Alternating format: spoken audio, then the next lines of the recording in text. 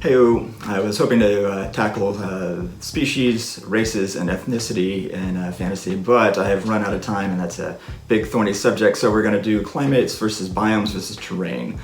This all falls into the geography and some of the biology categories.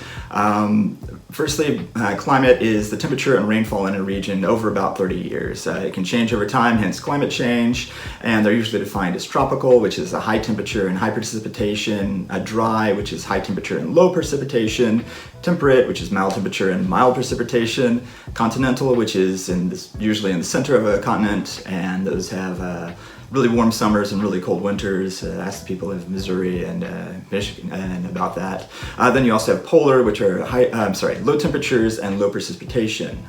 Now, this is compared to a biome, which are the plants and animals within a region.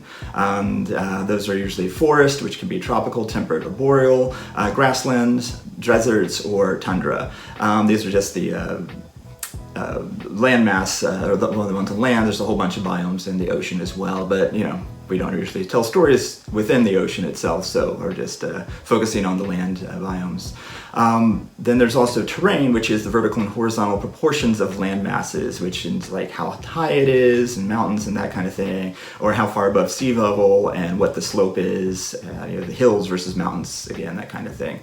What we need to remember is that climate affects biomes and terrain, and usually not the other way around. A biome doesn't affect the climate very much, although the terrain can, an area is in the rain shadow, there's a mountain in the way, so rain falls on one side of the mountain, we can make the other side a desert. I think the Death Valley is one of those. It's also really below sea level, which is why it is one of the driest and hottest places on Earth.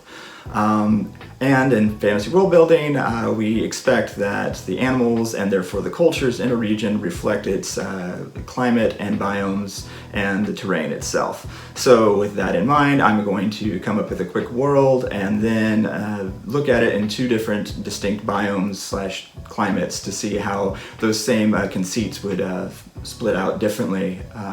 So here we go with our new and improved bucket full of all sorts of stuff. Let's grab 4.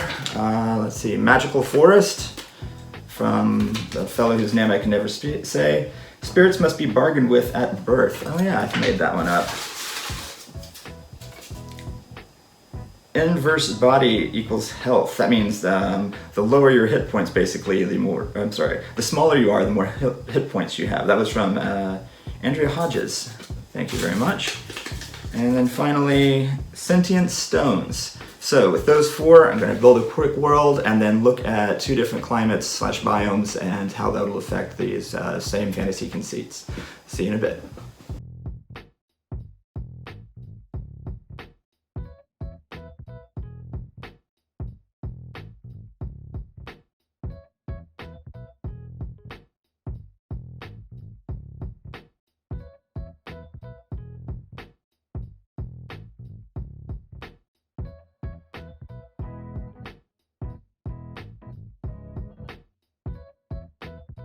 So this was a fun one. Had to modify the fantasy conceits a little bit to make them all make sense in the building up phase. Basically, that the body size equals health kind of threw me off for a bit. The idea was the smaller you got, the stronger you got. And so I had to modify it by adding the inverse to it as well. So the main concept of this world is that there are, I also should mention that I decided to use 2 biomes. One was a tundra, and one was the continental climate, which I guess is climate, where again, it's in the middle of the continent, and it gets really warm in the summer and really cold in the winter. So with those 2 ideas, I was going to use the same fantasy conceit, and the antecedents and building up phase on this one was that every so often, when kids are stillborn or whatever, they are meant to belong to the land.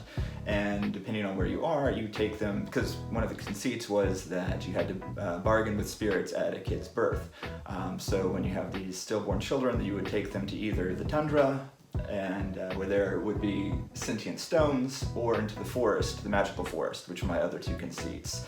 So instead of tying those together, I kind of split them apart because one reflected the continental climate pretty well, and the other one reflected the tundra, sentient stones. So the idea is that there are spirits that live in either the forest or the sentient stones, and you dedicate your child to them, and they will now be a child of either the forest or the sentient stones, which would represent the tundra. And I'm kind of basing this on the horror. If you ever watched that, the terror, the horror, whatever the horror show on AMC about the ship that gets stuck in trying to cross the Arctic, and all the stuff that goes on. There was a part where they're across very just rocky terrain, and I think it was in Greenland or Iceland. So I'm just imagining one of those. Anyways, that's where the sentient stones are. When you dedicate your child to them, they will live with you for a while, but as time goes on, they will take on either the aspects of the stones, for if you live in the tundra, or of the forest. Now, the forest being is that it has kind of two different personalities. It's very lush and warm, and then it's also going to be very, very cold in the winter and harsh. So the idea is that they're kind of more mercurial spirits there, and the children that are dedicated to them become more mercurial as well. And I inverse the whole idea of body size, in that the bigger you are, the stronger you are. And so the more they consume these children, the bigger they get, the stronger they get, and they turn into giants over time.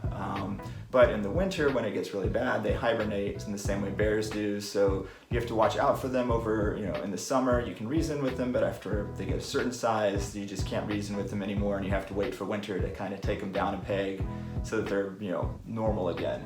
The opposite is in the tundra, which, the stones, which works pretty well for the environment. The idea is that you get smaller, and which was the original fantasy conceit of the stronger you become, the smaller you become until you're almost hobbit-sized, or maybe even smaller. I haven't decided. And then after they get to a certain size, certain smallness, they kind of leave the tribe and go live out in the tundra itself. And they become sort of spirits, guides. The shaman go and visit them for advice. People get lost, in the middle of a snowstorm. One of the spirits will show up and save them and lead them back. But they get more and more alien and less human as time goes on. So that right there, I think, is a pretty good way of bringing all those fantasy conceits together, and then showing how, using streamlining, how the same conceits can be used for different locations, and how an entire different culture will revolve around, and then the magic itself revolves around like a giant. So if there's forest and we can eat and consume, and we get larger and larger, and tundra where the food is much less available, and so they get smaller and smaller the more powerful they get, which is interesting too, because I believe the farther you get from the equator, the higher up, the smaller, rounder, and thicker people become, while the people on the equator are much taller and thinner. So it's funny that kind of reflects that in this. We have a possibility for a story, Protostory, just the idea of that, you have these two separate areas that are close enough that they know of each other, they're kind of cousins, but not really, they don't interact too often. But in the forest, usually the winter knocks them down a peg, but it was a mild winter, let's say, so the giants didn't hibernate, and one set of giants just, instead of going to sleep, just kept ravaging the land, and they've just torn up this one area so badly that the people can't go to anyone else for help, so they head up to the tundra looking for help against these giants that are raiding them all winter instead of sleeping. So they're just getting larger and larger, and the people are suffering a whole bunch, so they get to the tundra and they say, we need your help, and then there's the human, we can do it as a chieftain, or the shaman. Let's say it's the shaman. It's like, all right, we're going to help you, and then we become kind of seven samurai, as in the group that has been sent out plus the shaman have to go into the wilds of the tundra in the middle of winter, because that's when the story's happening, and then find 7 spirits, 6 spirits, however many spirits you want, bring them together as a team. Each one has a distinct personality and strength, and convince them all to go leave the tundra, go into the forest, and help save this small town that's being ravaged by giants that aren't sleeping in the winter because of hibernation or something. So yeah, I mean, the the personalities of the spirits in the tundra can reflect like their specific place. One of them is more water bearing. Lives near the water. Another one lives in a craggier area and is more grumpy. They can do that kind of thing. So you kind of basically would have magical hobbits versus giants in a Seven Samurai world, which could be kind of fun. So yeah, there you go. Terrain, biomes, and climate, they all affect your fantasy conceits when you're building your world. And yeah, I hope you can use them to build some better worlds.